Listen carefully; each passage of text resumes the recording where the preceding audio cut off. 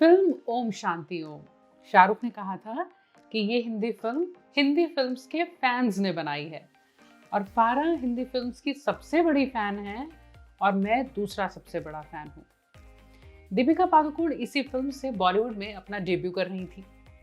इस फिल्म का एक गीत जिसकी पिक्चराइजेशन इंस्पायर्ड थी 1981 की फिल्म नसीब के एक गीत जान जानी जनार्दन से, जो मनमोहन देसाई साहब की फिल्म थी, जिसमें कई स्टार्स दिखे। धर्मेंद्र साहब, राकेश रोशन, रणधीर कपूर, शम्मी कपूर साहब, वहीदा जी, सिमी गरेवाल, राजेश खन्ना, शर्मिला टैगोर और ढेर सारे।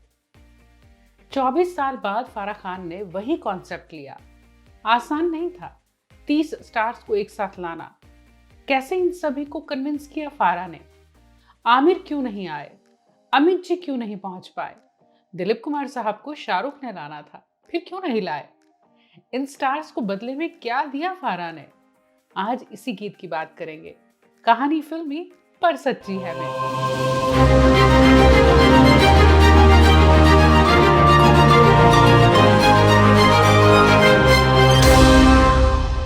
गीत दीवानगी दीवानगी, जिसमें शाहरुख को मिलाकर 31 स्टार्स थे।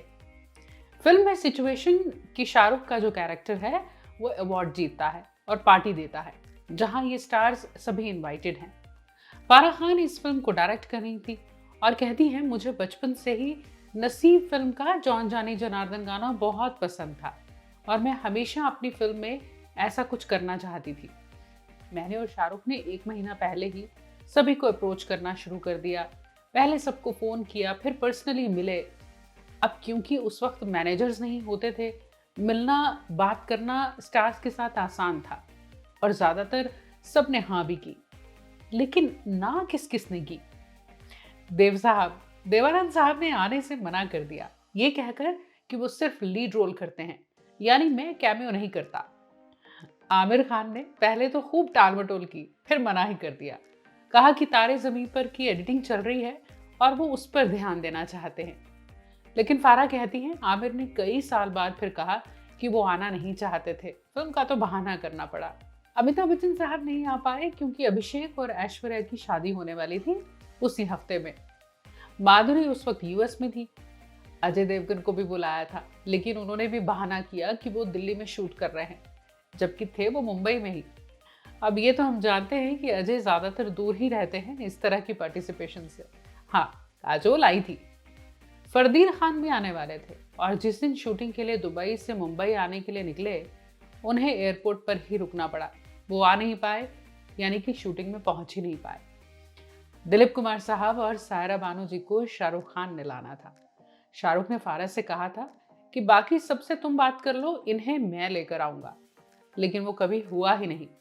फारा कहती है, मैं हर रोज पूछती और शाहरुख कहते मैं जाऊंगा और उन्हें खुद लेकर आऊंगा, और बस 3, 4, 5, 6 दिन भी हो गए और वो दिन फिर कभी आया ही नहीं। इस गीत की शूटिंग करना भी आसान नहीं था, इतने स्टार्स को हैंडल करना। फारा कहती है, मैंने 5-5, 6-6 का ग्रुप प्लान किया पर डे, और जो भी आता अपना शूट करता और वहीं रुक जाता अगले वाले का शूट देखने के लिए। खूब बातें होती, मजा होता। जैसे जब धर्म जी का शॉट था, सबने तालियां बजानी शुरू कर दी। सलमान एक्चुअली रुक ही गए थे उनका शॉट देखने के लिए, और जब उनकी शूटिंग शुरू हुई तो सलमान खुद ही बीच में चले गए। सैफ भी, कुछ प्लान नहीं था ऐसा, पर ये अच्छा इतना लगा कि फारा कहती है, फिर हमने उस शॉट को रखा। इसीलिए अगर आप देखें ना गीत में, तो सैफ का जो चेहरा है वो बड़ा कंफ्यूज्ड लग रहा है, क्योंकि पता उसे भी नहीं चल रहा था कि हो क्या रहा है। मिथुन दा आए तो फारा कहती है, स्टैम्पीड ही हो गया।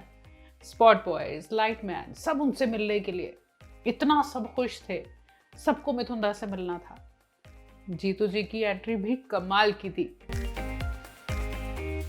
ये पहली बार था जब जितेंद्र साहब और उनके बेटे तुषार एक साथ स्क्रीन पर आ रहे थे। फारा कहती हैं, जब तुषार सेट पर आए तो उन्होंने फारा से कहा कि पापा के सामने डांस करने में मुझे शर्म आ रही है, हालांकि वो खुद अच्छे डांसर हैं। रेखा जी ने अपने पोर्शन के लिए 2 दिन तक रिहर्सल की थी। फारा कहती हैं, वो परफेक्ट करना चाहती थी सब, पर मुझे भी नहीं पता कि 2 दिन रिहर्सल क्यों की उन्होंने। 70s के मेरे फेवरेट स्टार्स जीतू जी, धर्म जी, मिथुन दा, रेखा जी, उनके साथ वो कहती है कभी काम तो नहीं किया, पर ये बहुत बड़ी बात थी कि भले ही आधे घंटे के लिए, एक शॉट के लिए मैंने उन्हें कोरियोग्राफ किया। एक ही फ्रेम में संजय दत्त, सलमान खान, सैफ अली खान और शाहरुख खान। ये बहुत बड़ी बात रहेगी हमेशा के लिए। वो है ना, वहां पर वो क्लब में वो काउंटर पर चढ़ के उन्होंने डांस किया है। वो कहती है कोशिश ये थी कि शाहरुख की ज्यादातर हीरोइंस को लाऊं, जैसे काजल, रानी, प्रीति, प्रियंका, उर्मिला, जूही, करिश्मा। शबाना आजमी जी ने तो खुद ही कॉल किया कि मैं आऊंगी, क्यों सिर्फ कमर्शियल हीरोइंस के लिए ही है, हम क्यों नहीं। उनका इस फिल्म में एक डायलॉग भी है। फारा कहती हैं हीरोइंस स्पेशली बहुत खुश थी क्योंकि मनीष मल्होत्रा उनकी ड्रेसेस डिजाइन कर रहे थे जो उनके पास ही रहनी थी शूटिंग के बाद, और सबके लिए गिफ्ट हैम्पर थे जो लगभग 1-1 लाख रुपए के थे उस वक्त। उसमें मोबाइल फोन, ब्रांडेड वॉचेस, एक कहा जाता है गोल्ड कॉइन था जिस पर ओम लिखा हुआ था, एक पर्सनलाइज टी शर्ट थी जिस पर लिखा हुआ था OSO you made it big, और बहुत कुछ था इसमें। मिकी कॉन्ट्रैक्टर मेकअप करने वाले थे, इसलिए भी सब खुश थे। फारा कहती हैं फायदा ये था कि शाहरुख इन 5-6 दिन टाइम पर आए क्योंकि ये उनकी होम प्रोडक्शन फिल्म थी। अब इतने बड़े बड़े स्टार्स आने वाले हैं तो वो लेट कैसे हो सकते थे। हाँ, आमिर, शाहरुख और सलमान को एक ही फ्रेम में लेना चाहती थी फारा, वो नहीं हुआ। विशाल शेखर का ये गीत वाकई में स्टार्स के लिए ही बना हुआ लगता है। आप बार बार इस गीत को सुन सकते हैं। ये तो सच है कि कई स्टार्स नहीं आए, लेकिन ये भी सच है कि इस तरह के गीत के बारे में सोचना भी बड़ी बात है। आज ये पॉसिबिलिटी मुमकिन नहीं है, और अगर है तो आप बताइए कि कौन है जो इसे मुमकिन कर सकता है। कमेंट्स में लिखिएगा, और अगर वीडियो पसंद आई हो तो फिर इसे लाइक करिएगा, और चैनल को अभी तक सब्सक्राइब नहीं किया है तो वो भी ज़रूर करिएगा।